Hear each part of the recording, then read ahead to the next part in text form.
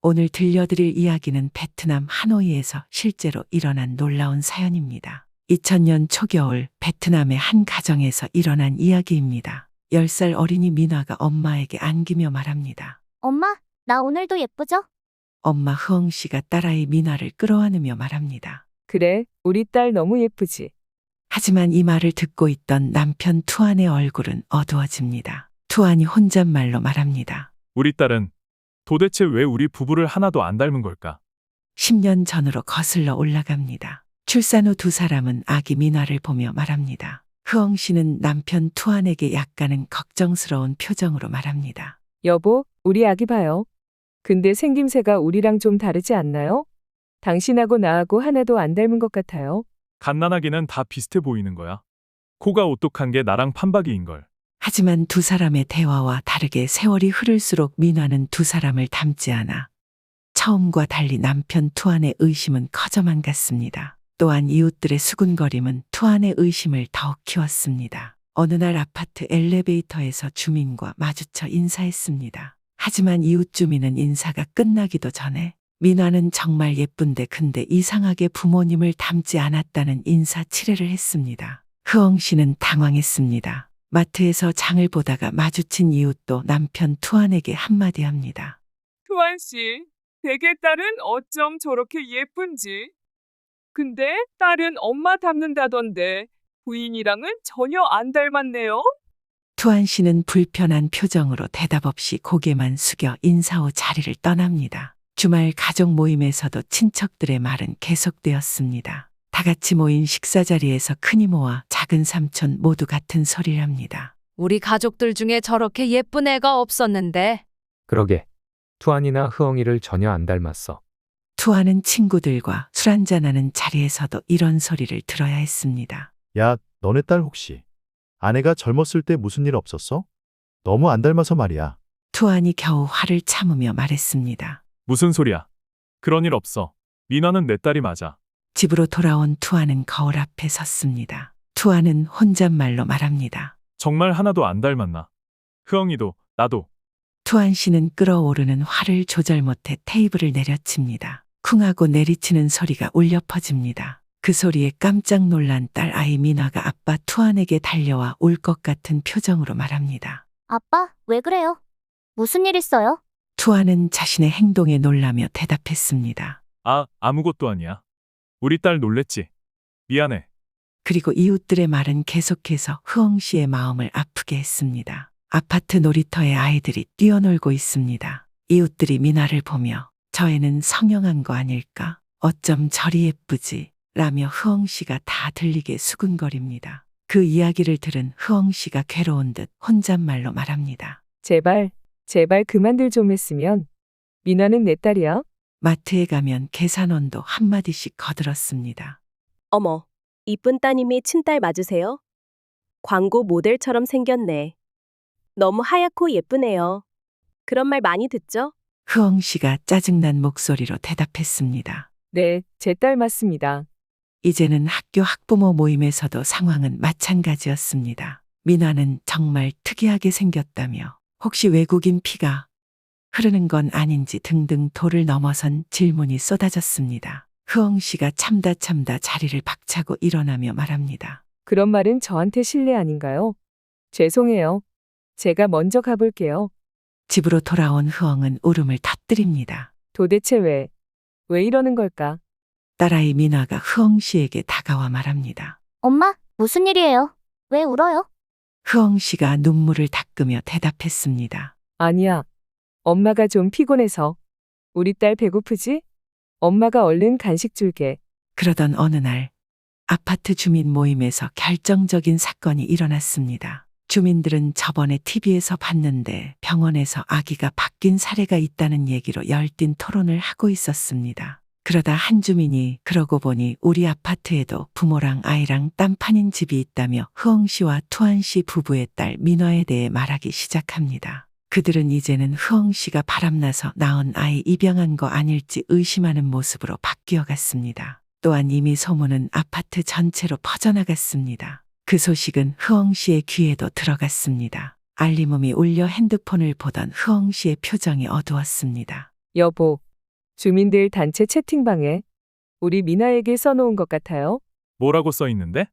부모와 딸이 너무 닮지 않았다며 입양한 거 아니냐며 미나가 태어난 병원 이름까지 물어보는 사람들이 있어요.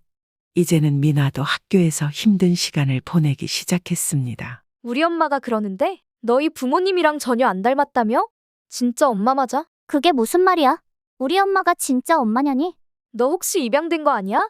미나가 울먹이며 소리칩니다. 입양이라니? 우리 엄마, 아빠는 내 진짜 부모님이야. 그날 밤 미나는 울면서 학교에서 있었던 이야기를 털어놓습니다. 동네 주민 알림방과 미나의 학교 얘기를 들은 투아는 결심을 하게 됩니다. 이제는 더 이상 못 참겠어. 유전자 DNA 검사 해봐야겠어.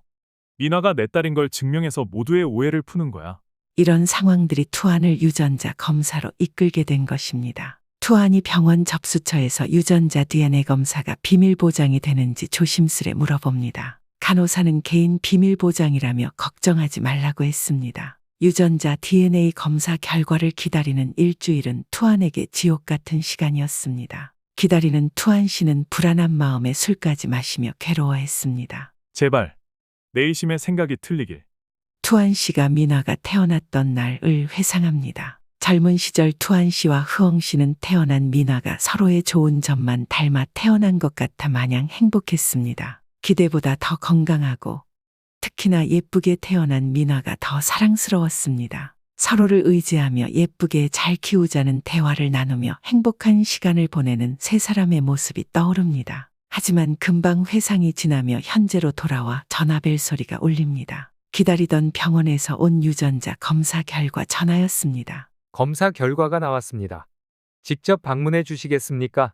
결과를 받아든 투안의 손이 떨립니다. 검사 결과지의 내용은 이랬습니다. 유전적 일치도가 전혀 없습니다. 친자 관계가 성립되지 않습니다는 말을 남겼습니다. 그 말은 들은 투안 씨의 다리가 풀려 쓰러질 것 같았습니다. 그리고 떨리는 목소리로 말합니다. 이럴 수가.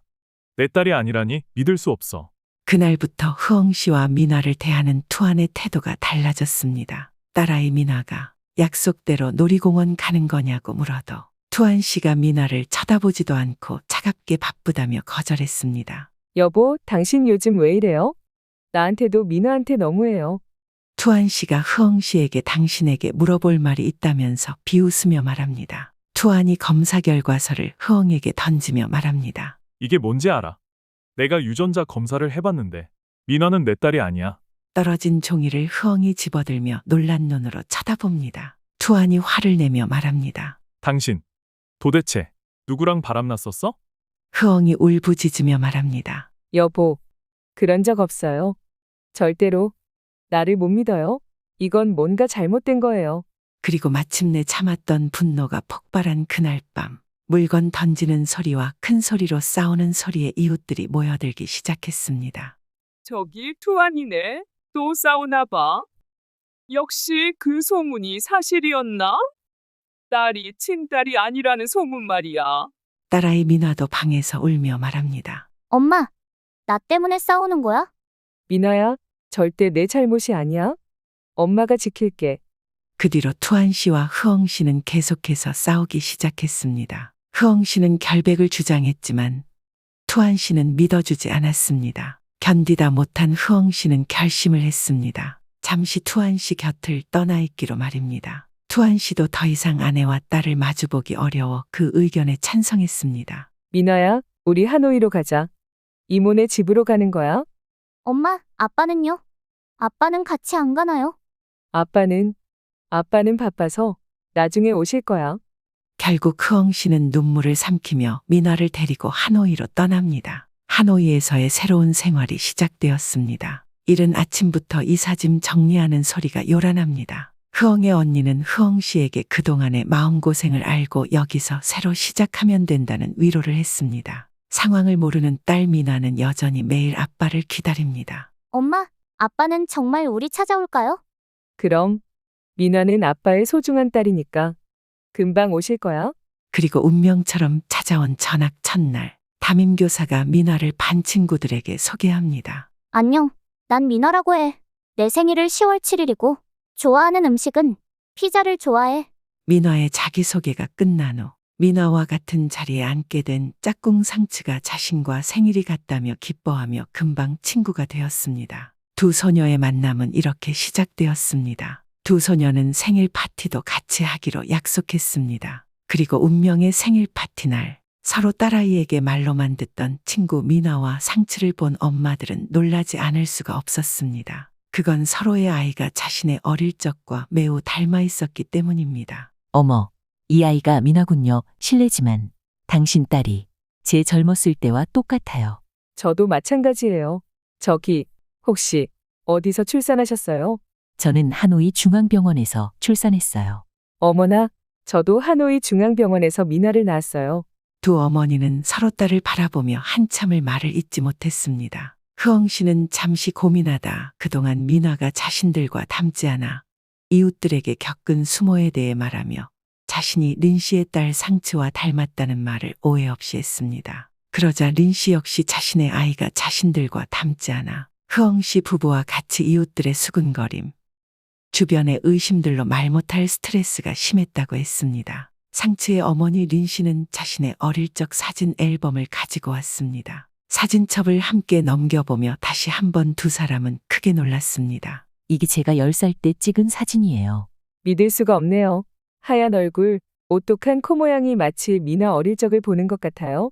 흐엉 씨와 린 씨는 두 아이들의 출생에 대해 깊은 대화를 했습니다. 두 사람은 10년 전 같은 병원, 같은 날 출산했고 흐엉 씨는 새벽 3시 5분 출생 신고를, 린 씨는 새벽 3시 12분 출생 신고를 마쳤습니다. 같은 병원, 비슷한 출산 시간에 두 사람은 혹시나 정말 이웃들이 말한 대로 아이가 바뀐 건 아닌지 하는 마음이 생기기 시작했습니다. 그날 밤 두 가정은 긴급 회의를 가졌습니다. 상츠 아버지 역시 이건 단순한 우연이 아닌 것 같다고 했습니다. 흐엉 씨는 그동안 이웃들에게 겪었던 일들과 함께 남편의 의심으로 시작된 유전자 DNA 검사 결과 때문에 별거 중인 사실까지 털어놓았습니다. 그 말을 들은 상츠의 어머니 린 씨 역시 남편과 상의 후 유전자 DNA 검사를 진행하기로 했습니다. 이번엔 흐엉 씨는 이 사실을 투안 씨에게 말해 네 사람 모두 아이들의 유전자 검사까지 진행해 보기로 했습니다. 일주일 후 DNA 검사 결과가 나왔습니다. 흐엉 씨네 부부, 린 씨네 부부 네 사람이 같이 있는 병원 복도에는 긴장감이 흐릅니다. 의사 선생님은 잠깐의 침묵을 한 후 검사 결과 민화 양은 린 씨 부부의 친딸이고 상츠 양은 흐엉 씨의 친딸로 확인됐다고 전했습니다. 네 사람 모두 충격받은 숨소리만 가득했습니다. 알고 보니 10년 전 하노이 중앙병원의 실수로 아기가 바뀐 것이었습니다. 여보, 당신 의심이 맞았어요. 하지만 내가 바람 피운 건 절대 아니었어요. 투안 씨는 흐엉 씨에게 무릎을 꿇고 사과를 했습니다. 내가 얼마나 큰 실수를 한 거야. 흐엉, 미나, 미안해. 검사 결과의 두 부부는 진짜 자신의 자식을 찾은 것에 안도했습니다. 그동안 미나와 상츠가 서로 자신들과 닮지 않았다는 이웃들의 의심들로 말 못할 쏘가니 눈물, 과도한 스트레스가 모두 유전자 검사 결과로 해결되었습니다. 하지만 이제 두 가정은 아이들에 대해 어떻게 해야 할지 고민했습니다. 10년 동안 자신의 자식으로 키운 정으로 자신들과 닮지는 않았지만 유전자 검사로 곧바로 아이들을 원래대로 바꾸는 것은 받아들이기 힘들었습니다. 또한 아이들이 아직은 어려 부모가 갑자기 바뀐다면 혹시라도 충격을 받을 수 있어 많은 고민 끝에 우선은 어른들의 비밀로 하기로 했습니다. 두 가정은 이런 비밀을 지키기 위한 특별한 약속을 만들었습니다. 매달 진실의 날을 정해서 서로를 지지하고 위로할 수 있는 날 두 가족이 함께 모이기로 했습니다. 하지만 이런 결정을 실천하는 것은 쉽지 않았습니다. 진실을 알고 난 뒤 투안 씨는 민화와 상츠가 함께 노는 모습을 보며 민화의 진짜 아버지가 아니라는 사실에 죄책감도 느꼈습니다. 또한 자신의 진짜 아이인 상츠가 더 눈에 들어오기도 했습니다. 시간이 갈수록 감정은 더욱 복잡해졌습니다. 두 가족은 서로를 위로하며 비밀을 지켜나갔지만 그 무게는 날이 갈수록 무거워졌습니다. 두 가정은 정기적인 모임을 가지며 서로의 고민을 나눴습니다. 요즘 따라 상츠가 자꾸 질문을 합니다. 왜 엄마가 민화랑 이렇게 닮았는지 궁금하다고 해요. 결국 두 부모는 중요한 결정을 내립니다. 어린이 심리상담사에게 상담을 받아 전문가의 조언을 받기로 했습니다. 전문가는 아이들의 나와 상황을 고려해 단계적으로 접근하는 것이 좋겠다며 서로의 집을 자주 오가며 자연스러운 관계를 유지하는 게 좋다는 소견을 받았습니다. 두 가정은 비밀 유지를 위한 세부적인 계획을 수립했습니다. 우선 SNS 관리가 가장 중요했습니다. 가족 사진을 올릴 때는 반드시 서로 상의하기로 했고, 특히 어린 시절 사진은 절대 게시하지 않기로 합의했습니다. 또한 학교 행사에서도 특별한 주의가 필요했습니다. 부모 참관 수업이나 학부모 모임에서는 두 가정이 서로 친한 이웃 사이라는 설정을 만들었습니다. 이를 위해 같은 아파트로 이사를 하기도 했죠. 친척들에게도 비밀 유지는 필수였습니다. 설날이나 추석 같은 명절에는 서로의 집을 번갈아 방문하며 자연스러운 교류를 이어갔습니다. 친척들에게는 두 가정이 절친한 사이라고만 설명했습니다. 의료 기록 관리도 중요했습니다. 두 소녀의 건강검진이나 진료 기록이 뒤바뀌지 않도록 병원 측과 긴밀히 협조했습니다. 특히 혈액형이나 유전병 이력 같은 중요한 의료 정보는 양가 부모가 모두 숙지하고 있었습니다. 하지만 가장 큰 고민은 아이들의 질문이었습니다. 점점 자라면서 서로의 닮은 점에 대해 궁금해하는 아이들에게 어떻게 대답할지 내 부모는 매주 만나 대처 방안을 논의했습니다. 심리상담사의 조언에 따라 두 가정은 진실 공개를 위한 단계적 계획도 마련했습니다. 먼저 아이들이 16세가 되면 입양과 관련된 다큐멘터리나 영화를 자연스럽게 함께 보며 아이들의 반응을 살피기로 했습니다. 17세에는 가족의 의미에 대한 대화를 더 자주 나누기로 했습니다. 혈연 관계보다 더 중요한 것이 사랑과 이해라는 점을 자연스럽게 강조하면서 아이들의 정서적 준비를 돕기로 했습니다. 그리고 마침내 18세가 되면 두 가정이 함께 모여 진실을 이야기하기로 결정했습니다. 이를 위해 전문 심리상담사가 배석한 가운데 진행하기로 했고, 장소는 아이들이 가장 편안하게 느끼는 별장으로 정했습니다. 이 과정에서 가장 중요한 것은 두 소녀가 받을 충격을 최소화하는 것이었습니다. 진실을 알게 된 후에 심리적 케어도 중요했기에 정기적인 가족 상담을 1년 동안 진행하기로 계획했습니다. 또한 법적인 문제도 고려해야 했습니다. 두 가정의 변호사와 상담하여 향후 발생할 수 있는 법적 문제들에 대비했고, 특히 상속 문제에 대해서도 명확한 계획을 세웠습니다. 10년이 지난 후 두 가정은 특별한 가족 모임을 가졌습니다. 두 가정은 매년 진실의 날을 기념하며 모입니다. 이 날은 그들만의 특별한 의미가 있습니다. 바뀐 아기들의 이야기를 자녀들에게 언젠가 들려줄 그날을 위해 부모들은 매년 각자의 마음을 일기로 기록했습니다. 4명의 부모는 심리상담사와 지속적인 상담을 통해 자녀들에게 진실을 전할 최적의 시기와 방법을 준비했습니다. 그들은 혈연보다 더 깊은 사랑으로 맺어진 특별한 인연을 소중히 여기며 자녀들이 이 사실을 알게 될 때 받을 충격을 최소화하기 위해 노력했습니다. 이제 두 가정의 이야기는 많은 이들에게 희망이 되었습니다. 실수로 시작된 인연이 오히려 더 큰 사랑을 만들어낸 것처럼 때로는 예기치 못한 사건이 우리 삶을 더욱 특별하게 만들어주기도 합니다. 15년이 지난 현재 두 가정의 이야기는 더욱 특별해졌습니다. 미나와 하는 각각 두 아이의 어머니가 되었고 그들의 자녀들은 서로를 특별한 사촌으로 여기며 자라고 있습니다. 4명의 할아버지, 할머니는 손주들에게 더욱 깊은 사랑을 전하고 있습니다. 하노이 중앙병원은 이 사건을 계기로 신생아 관리 시스템을 완전히 개편했습니다. 두 가정의 이야기는 의료계에 큰 교훈이 되었고 비슷한 실수가 반복되지 않도록 하는 계기가 되었습니다. 투아는 더 이상 외모의 차이로 고민하지 않습니다. 오히려 그 시절의 의심이 지금의 특별한 인연을 만들어냈다며 모든 것이 운명이었다고 이야기합니다. 가족 앨범에는 이제 더욱 특별한 사진들이 가득합니다. 엄마, 이거 봐요. 제가 태어났을 때부터 지금까지 사진이 이렇게 많아요. 우리 사진을 나란히 놓으니까 정말 신기해요. 이제 와서 생각해보면 내가 왜 그렇게 의심했을까? 투안 씨의 그 의심이 없었다면 우리가 이런 특별한 인연을 발견하지 못했을지도 모르죠.